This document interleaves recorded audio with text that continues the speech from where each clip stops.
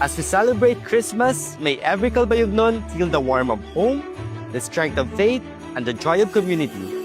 May this season reminds us of love, unity, and kindness in every family and every barangay.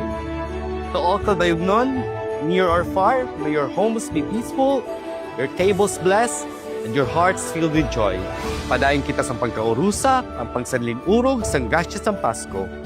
Ini Vice Mayor Rex Nagumal, Love Wings in Calvario.